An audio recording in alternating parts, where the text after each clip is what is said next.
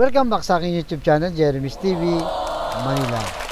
Anyway guys, wala na pong bayad to, libre lang, tulong mo na lang din sa kapwa mo. Alright, thank you very much po. So ang topic natin ngayon for today's reflection o ang magandang balita sa araw na ito. Huwag mong ilagay sa ulo mo ang tagumpay, kapangyarihan, karangyaan sa buhay dahil ito ay lilipas din. Sabi sa Marcos chapter 3 verse 10, maraming pinagaling si Jesus, kaya dinumog siya ng lahat ng may sakit para mahawakan man lang siya. So yes, napakalinaw, no? Dinudumog ang ating Panginoong Jesus dahil nga ang sabi niya sumisikat siya. Sikat siya actually. Marami ang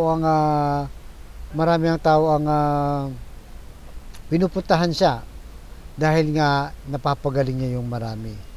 So kung tutusin, kumbaga sa panahon natin ngayon, mala artista siya na sikat, mga influencer, mga banda o basketball player, di ba? O may kapangyarihan sa gobyerno. Talagang sinusundan siya kahit saan sa magpunta. Pero ang ating Panginoon Jesus, alam niya, di ba? Na hindi niya pwedeng ilagay sa kanyang ulo yung kasikatan, baka ay makalimutan niya yung kanyang misyon, di ba? Kaya nga sa pinadala ng ating Amang nasa langit ay para tubusin ang ating kasalanan. Kaya nga, di ba, nung tinukso siya ng ating Panginoong Yesus, di ba? Tinukso siya dahil nga sabi ni demonyo, kung talagang anak ka ng Diyos, di ba? Nakikita mo itong mga kapangyarihan, mga kaharian dito sa Israel, sabi niya, di ba? Ay mapapasa yun. So, ibig sabihin, hindi talaga siya na nadadala sa mga karangyaan, kapangyarihan dito sa mundo. Pero kahit ganun pa man, di ba? Ang ating Panginoong Yesus ay pinili niyang maging humble. Pinili niyang wag namnamin yung kasikatan at kapangyarihan.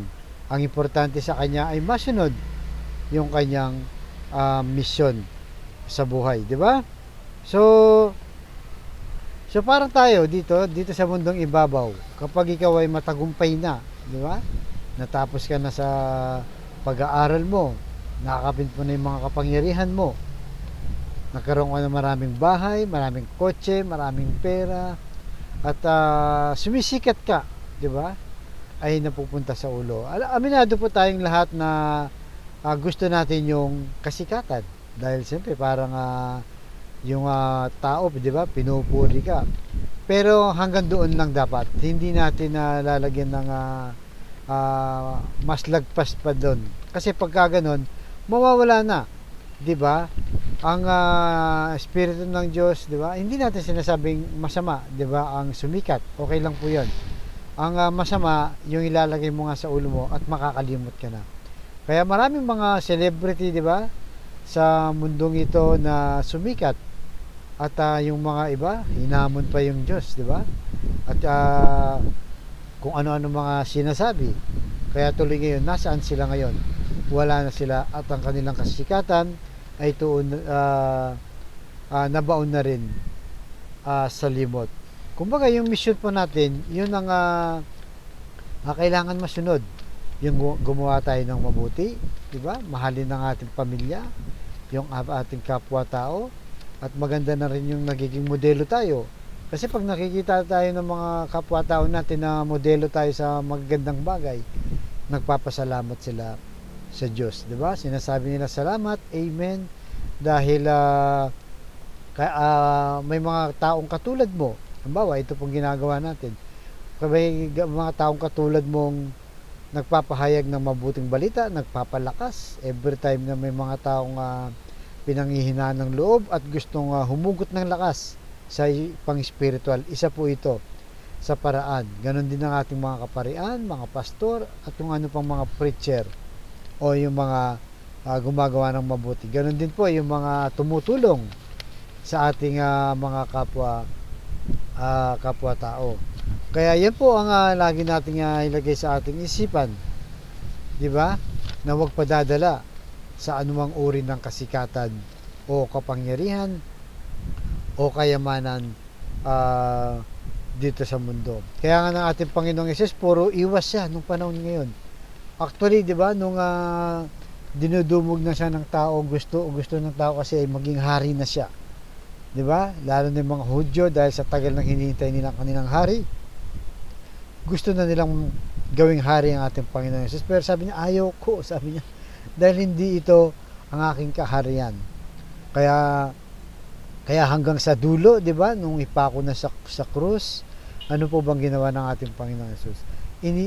Iniwan niya, di ba? Iniwan siya ng kanyang mga apostol. Di ba? Tinalikuran siya nung pinako na sa krus. Iba yung pinakamalapit sa kanyang mga apostol, itong si San Pedro, di ba? I-deny niyang 3 beses. Imagine nyo. Pero ganun pa man, tinuloy niya yung kanyang misyon na kailangan siyang mamatay sa krus para itubusin po ang ating kasalanan. Tayong lahat, di ba, sa sangkatauhan ay kanyang magawa. Hindi na siya nagpadala ng kanyang kasikatan o kahit iniwan pa ng kanyang mga malalapit na kaibigan o mga apostol.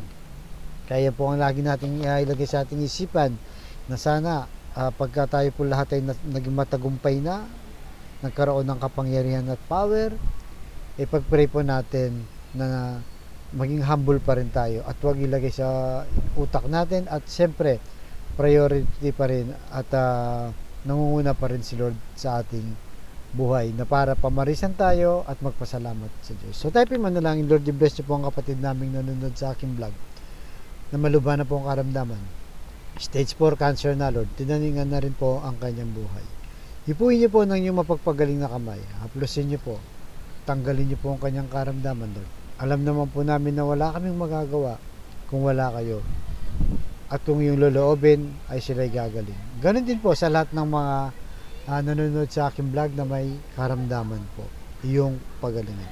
At sa pamilyang nasisira at nagkawatak-watak dahil sa hindi pagkakaunawaan, ipuin niyo po ang kanilang puso na maging mapagpakumbaba, mapagpatawad at mapagmahal sa kanilang pamilya.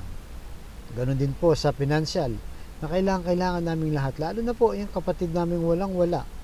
Ultimo, pambili ng 1 kilo lang ng bigas at ulam, pinoproblema po kung paano iraraos ang kanilang pamilya. I-bless niyo po ang aming hanap buhay para sa aming pamilya. At patawarin niyo po kami sa aming mga kainahan at kasalanan. Ang lahat na ito ay niling namin sa matamis na pangalan natin, Panginoong Yesus. Amen. To God be all the glory. Sa ngalan ng Ama, ng Anak, ng Diyos, Espiritu Santo. Thank you very much po.